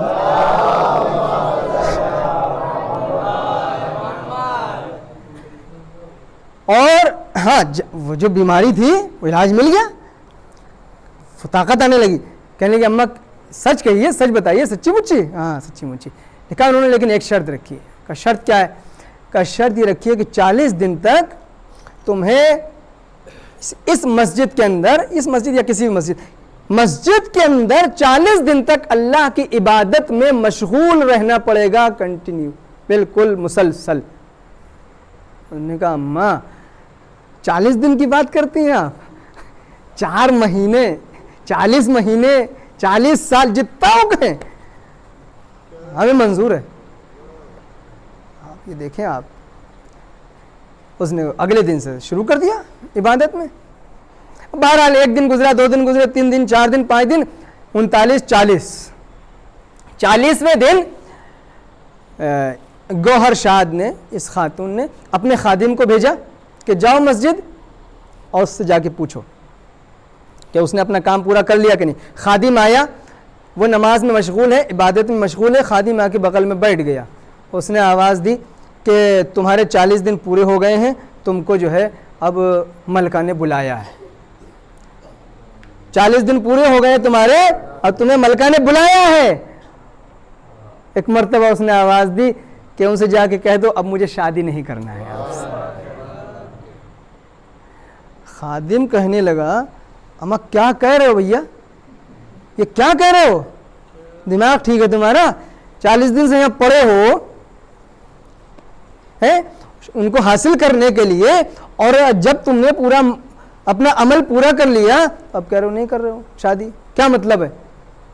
اس نے کہا اماں کو بلاؤ، اماں آئی، خیر ان کی کہا بیٹا کیا ہوا، تم نے 40 دن پورے کر لیے، اس نے خادم کو بھیجا ہے معلومات لینے کے لیے، تو تمہارا کیا کہنا ہے؟ کہنے لگا اماں اب مجھے شادی نہیں کرنا ہے۔ کہا کیوں، اتنا سب ڈرامہ تم نے کیا اور اتنا سب ہمیں اور اب کرو نہیں کرنا ہے؟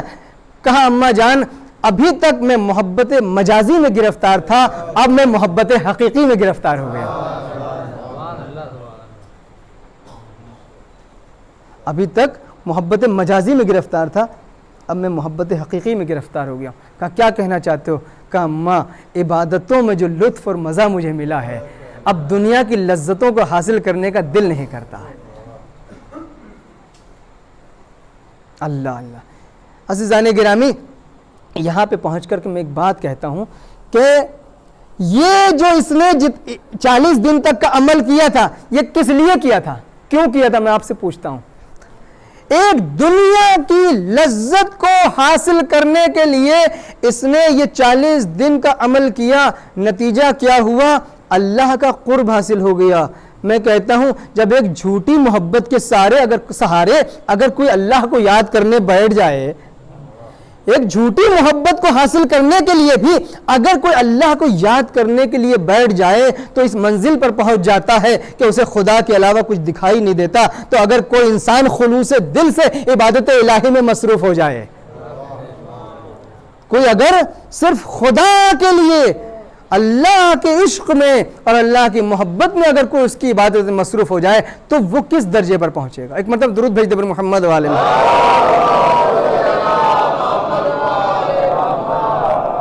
تو یہ ہے عبادت کا مزہ۔ جب یہ مزہ مل جاتا ہے تو پھر دنیا کی جو لذتیں ہیں وہ پھیکی پڑ جاتی ہیں، وہ نہیں۔ پھر ابھی ہے ٹائم، ہو گیا ٹائم، چلیے درود بھیج دے پر محمد والے محمد۔ تو یاد رکھیں نماز کو ہلکا نہ سمجھیں، یہ نماز ہے جو ہمیں انشاءاللہ بخشوائے گی۔ اور مسجد میں جماعت ہو رہی ہے، آپ سب کو معلوم ہے، ماشاءاللہ کافی لوگ آ جاتے ہیں مغربین میں، تو جن لوگوں کے لیے ممکن ہے، پاسبل ہے، وہ ضرور آئیں۔ یاد رکھیں ذکر الہی کے بعد ذکر حسین کرنے جب آپ آئیں گے تو اس کا لطف کچھ اور ہے۔ آج یہ اور بات ہے، بہت سارے لوگ ہمارے جوانوں کو گمراہ کرتے ہیں، کہتے ہیں کہ وہ طرح طرح کے سوال کہ صاحب وہ حسین افضل ہیں یا نماز آپ نے سنا ہوگا بارہا یہ کہ حسین افضل ہیں یا نماز افضل ہے، سنا ہے سوال آپ نے؟ یہ حسین افضل ہے یا نماز افضل ہے؟ میں کہتا ہوں کہ یہ سوال تمہارا غلط ہے، یہ سوال ہی تمہارا غلط ہے، اس لیے کہ تم نے نماز کو حسین کے مقابلے پہ لا کے کھڑا کر دیا۔ یہ جو تم کمپیئر کر رہے ہو کہ نماز افضل ہے یا حسین افضل ہے، اس کا مطلب یہ ہے کہ تم نماز الگ سمجھتے ہو، حسین کو الگ سمجھتے ہو۔ یہ سوال ہی بتا رہا ہے کہ تم نے دونوں کو ایک دوسرے کے مد مقابل لا کے کھڑا کر دیا۔ وہ کہتے ہیں کہ صاحب آپ نے دیکھا نہیں کہ رسول نماز پڑھ رہے تھے اور حالت نماز میں جب حسین پشت رسول پر آئے تو سجدے کو طول دے دیا، اور یہاں سے وہ سمجھاتے ہیں کہ نماز ٹھہری رہی اور نماز رکی رہی جب تک حسین پشت پر رکے رہے۔ اس کا مطلب یہ ہے کہ حسین افضل ہیں اور نماز مفضول ہے۔ یہ طرح طرح کی باتیں، یہ جو نتیجہ لیا جاتا ہے اس سے، یہ نتیجہ ٹھیک نہیں ہے عزیزان گرامی۔ میں آپ سے عرض کر دیتا ہوں، دیکھیں بات جو لوگ گمراہ کرنے والے ہوتے ہیں وہ تھوڑا سا اسی طریقے کی میٹھی میٹھی باتوں کا سہارا لیتے ہیں. میں آپ سے پوچھتا ہوں کہ میں یہاں کے اوپر نماز پڑھ رہا ہوں اگر، اور میرے پشت پہ بچہ آ جائے تو ہم دو کام کریں گے، دو میں سے کوئی ایک کام کریں گے. یا تو نماز توڑ دیں گے، ٹھیک، اور اس بچے کو کنارے کریں گے، اور یا نماز جاری رکھیں گے اور اس کو جھٹک دیں گے. یہ تو کریں گے، یا تو نماز جاری رکھیں گے اور اس کو اپنے کاندھے سے اتار دیں گے، جھٹک دیں گے، گرا دیں گے، یا نماز توڑ دیں گے اور کہیں گے کیوں ہے چلے آئے ہو. یہی دو راستے ہیں عزیزان گرامی. لیکن یہاں کے اوپر ہمیں یہ دکھ رہا ہے کہ جب حالت نماز میں پیغمبر ہے اور پشت رسول پر نواز رسول آیا تو ہم نے یہ دیکھا کہ رسول نے نہ نماز توڑی ہے نہ حسین کو اتارا ہے. آپ دیکھیں یہاں کے اوپر نہ رسول نے نماز توڑی ہے نہ حسین کو اتارا ہے. کیا مطلب ہے عزیزان گرامی؟ یعنی سیرت رسول یہ بتا رہی ہے کہ زمانے والوں سمجھ لو بھائی میں اور حسین میں اتنا مضبوط رشتہ پایا جاتا ہے کہ نہ حسین نماز سے الگ ہے نہ نماز حسین سے الگ ہے. درود بھیج دے محمد علیہ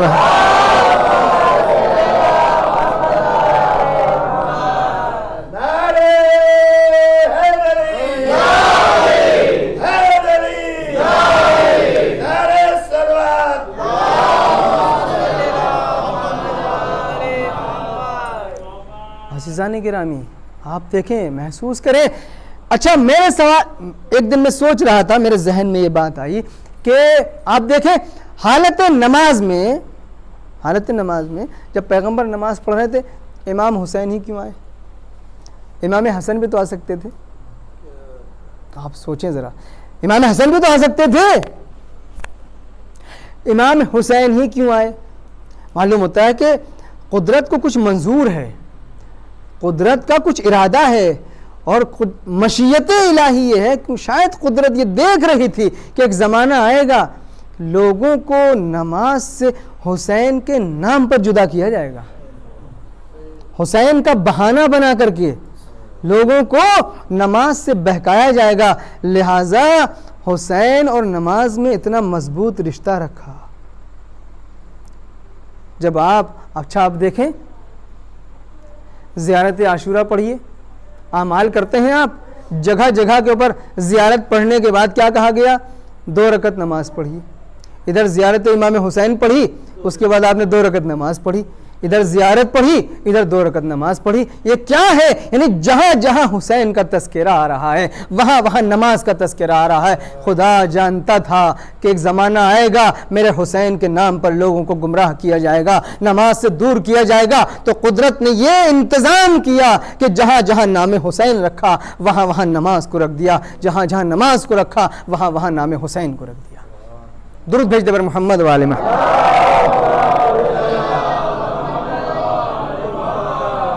اور حسین نے بھی یہی انتظام کیا ہے کہ جہاں حسین ہے وہاں نماز ہے، جہاں نماز ہے وہاں حسین. اتنی تیروں کی بوچھار میں جنگ کے میدان میں جیسے ہی وقت نماز آیا فوراً اللہ اللہ.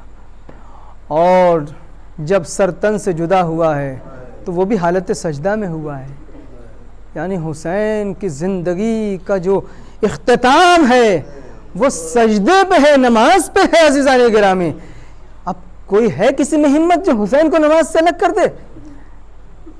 ہے کسی میں طاقت جو نماز کو حسین سے الگ کر دے؟ اگر کوئی کہتا ہے غلط کہتا ہے، اس کی بات پہ دھیان نہ دیجیے گا، اس لیے کہ حسین نے ہمیشہ نماز کو ساتھ ساتھ رکھا. اور یہ اتنا مضبوط رشتہ ہے، اتنا مضبوط رشتہ ہے کہ اس رشتے کو کوئی کبھی کمزور نہیں بنا سکتا. یہی وجہ ہے کہ حسین کو بھی وہی لوگ پسند ہیں جو نماز کی پابندی کرتے ہیں. ہر حسینی نمازی ہے، ہر نمازی حسینی ہونا چاہیے. یاد رکھیں آپ عزیزان گرامی، جب صحابیے امام حسین نے کربلا کے میدان میں دیکھا کہ ظہر کا وقت ہو گیا تو نماز کو یاد دلایا نماز کو فوراً یاد دلایا، مولا نماز کا وقت ہو گیا ہے۔ اللہ اللہ، تھوڑا سا وقت باقی تھا، ایک مرتبہ میرے مولا نے فرمایا ابھی نہیں ہوا ہے، اس کے بعد پھر فوراً فرمایا کہ ہاں اب ہو گیا ہے، یعنی اتنی دقیق نظر ہے وقت کے اوپر۔ اس کے بعد مولا نے دعا دی ہے کہ جعلک اللہ من المصلین، خدا تجھے نماز گزاروں میں قرار دے، تجھے نماز قائم کرنے والوں میں شمار کرے۔ اللہ اللہ، یہ آج نماز اگر باقی ہے تو حسین کی قربانی کا صدقہ ہے، حسین کے گھر کے دلاروں کی قربانی کا صدقہ ہے۔ حسین نے سب کچھ قربان کر دیا کہ اللہ کا ذکر باقی رہ جائے، حسین نے سب کچھ لٹا دیا کہ نماز باقی رہ جائے، روزے باقی رہ جائیں۔ آج 5 محرم ہو گئی عزادارو، جی چاہتا ہے زینب کے ان دلاروں کا تذکرہ کر دوں جن کو اون و محمد کہا جاتا ہے۔ یہ زینب کے گود کے پالے، جن کو زینب نے بڑی محبتوں سے پالا تھا، لیکن اپنے بھائی کے اوپر نچھار کر دیا، اپنے بھائی کے اوپر نچھاور کر دیا، نثار کر دیا۔ آپ کو معلوم جب حسین چلے ہیں کربلا کے لیے مدینے سے تو پہلے مکے پہنچے ہیں، مدینے سے 28 رجب کو نکلے ہیں اور مکے میں 3 شعبان کو مکے پہنچے ہیں اور مکے میں تقریباً 4 مہینہ رکے ہیں، شعبان، اس کے بعد رمضان، شوال، ذیقعد اور ذی الحج۔ پھر ذی الحج کے مہینے میں جب حج کے ایام آئے ہیں تو پھر امام نے اپنے حج کو عمرے سے بدلا ہے اور پھر کربلا کی طرف نکلے۔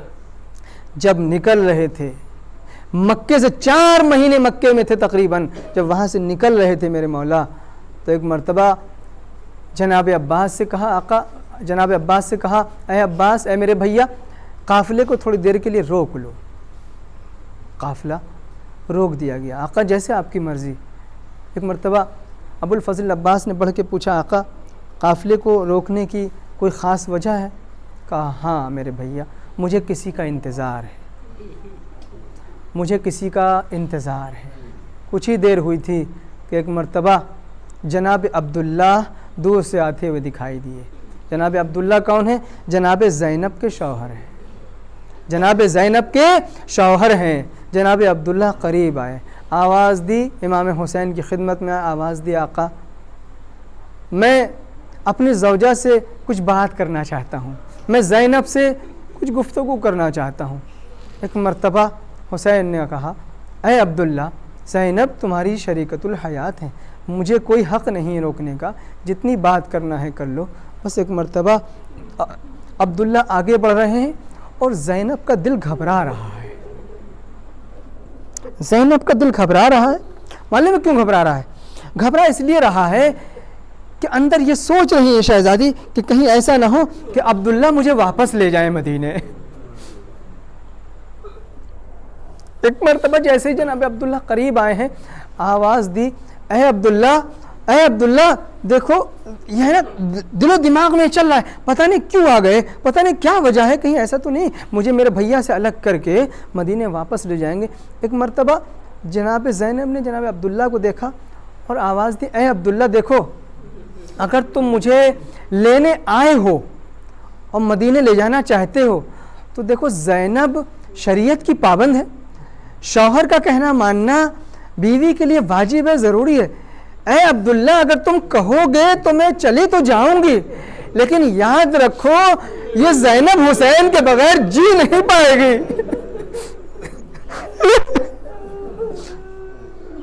یہ زینب حسین کے بغیر جی نہیں پائے گی۔ بھائی اتنا سننا تھا، آواز دی جناب عبداللہ نے، شہزادی میں آپ کو لینے نہیں آیا ہوں، میں بھلا میری کیا مجال ہے میں آپ کو واپس لے کے جاؤں، مجھے تو پیغمبر کی ایک حدیث یاد آ گئی، اس حدیث پر عمل کرنے کے لیے میں یہاں پر آیا ہوں۔ کہا ہاں کہو، قرار آیا جناب زینب کے دل کو۔ آواز دی ہاں بتاؤ کیا ہے؟ کہا پیغمبر کی حدیث یہ ہے کہ جب کوئی مسافر سفر پہ نکلتا ہے تو اس کا صدقہ نکالا جاتا ہے۔ کہا اس کا صدقہ نکالا جاتا ہے. کہا یہ تو حدیث ہے میرے جد کی, میرے نانا کی یہ حدیث ہے, تم کہنا کیا چاہتے ہو؟ کہا ایک مرتبہ اونو محمد کو آگے بڑھا دیا, آواز دی شہزادی جب میرے آقا حسین پر کوئی برا وقت آئے تو ایک کو اپنی طرف سے قربان کر دیجئے گا, ایک کو میری طرف سے حسین کا صدقہ.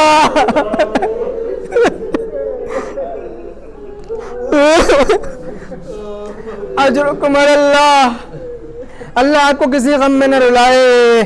ایک مرتبہ بس دیکھیے تو صحیح کیا تربیت ہے. اللہ اللہ, شب عاشور آ گئی اور زینب کی تیاری دیکھیں.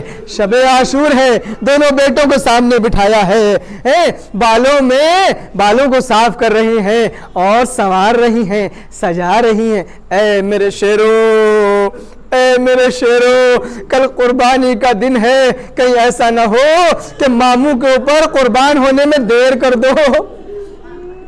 اے میرے شیرو, کل تم ایسی جنگ کرنا کہ دشمن کو یہ کہنا پڑے کہ ہاں یہ علی کے نواسے لڑ رہے ہیں. اللہ اللہ. لیجئے, ایک مرتبہ شہزادوں نے اپنی والدہ گرامی کی چہرے کی طرف دیکھا اور آواز دی, اے اماں جان, آپ کو گھبرانے کی ضرورت نہیں ہے, آپ پریشان بالکل نہ ہوئیے, بس کل صرف آپ آقا سے اجازت دلوا دیجئے گا, ماموں جان سے اجازت دلوا دیجئے گا, اس کے بعد دیکھیے گا ہم کیسے شجاعت کے جوہر دکھاتے ہیں. اللہ اللہ, اللہ اللہ. بس عاشور کا دن نمودار ہوا, ایک ایک کر کے حسین کے ساتھی قربان ہو رہے ہیں. وہ وقت آ گیا کہ عائزہ کی باری آ گئی. زینب نے دیکھا ابھی میرے نونہال زندہ ہیں, دونوں کو بلایا, آواز دی, اے میرے بچوں, میں نے تمہیں رات کہا تھا اپنی جان کو ماموں پہ قربان کر دینا, میں تمہیں لیکن زندہ دیکھ رہی ہوں. ننھے ہاتھوں کو جوڑ لیا. اے اماں جان, ہم کیا کریں, بار بار ماموں کے پاس جاتے ہیں لیکن ماموں ہیں جو ہمیں اجازت رن نہیں دیتے.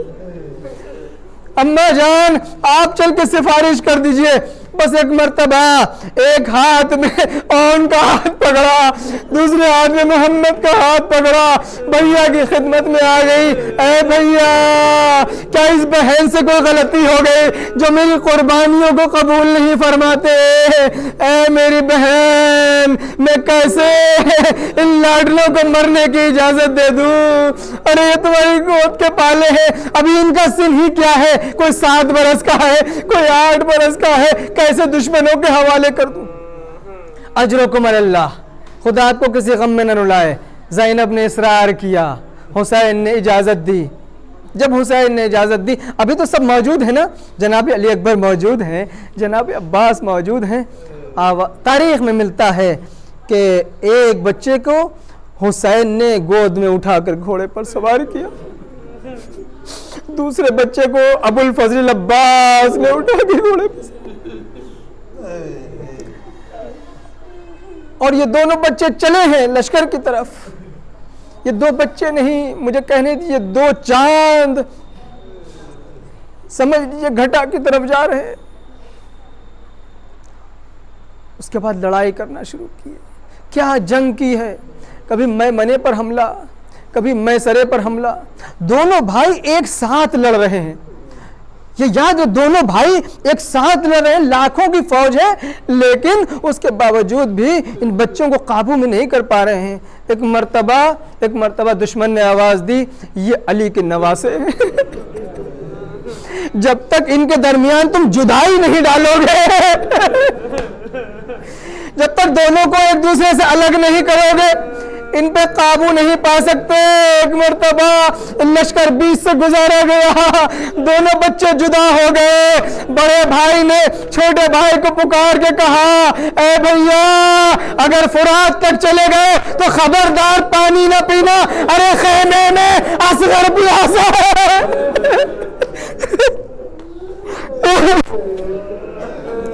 خیمے میں اصغر پیاسا ہے, خیمے میں سکینہ پیاسی ہے. اللہ اللہ, ہزاروں کی فوج ہے. ذرا تصور کیجئے, یہ فوج جو ہے اس نے پانی بھی پی رکھا, اس نے کھانا بھی کھا رکھا ہے, لیکن یہ زینب کے لاڈلے 3 دن کے بھوکے اور پیاسے. 3 دن کے بھوکے پیاسے آخر کہاں تک لڑتے. ایک مرتبہ زخمی ہو کے زمین کربلا پہ گرے, آواز دی ماموں ہمارا آخری سلام لے لو. حسین نے کہا عباس ذرا جلدی چلو. عباس بھی دوڑے, حسین بھی دوڑے, لیکن کیا دیکھا, دونوں کی روح قفس عنصری سے پرواز کر گئی. ایک کا جنازہ عباس نے اٹھایا, ایک کا حسین نے اٹھایا. فضا نے آواز دی, اے شہزادی آپ کے لاڈلے آ گئے. ارے مقتل سے لڑ کے آپ کے شہزادے آ گئے. ایک مرتبہ زینب نے کہا اے فضا, ارے لاڈلوں کے پاس نہ جاؤں گی, میں نے مرنے کے لیے بھیجا تھا, کیا یہ زندہ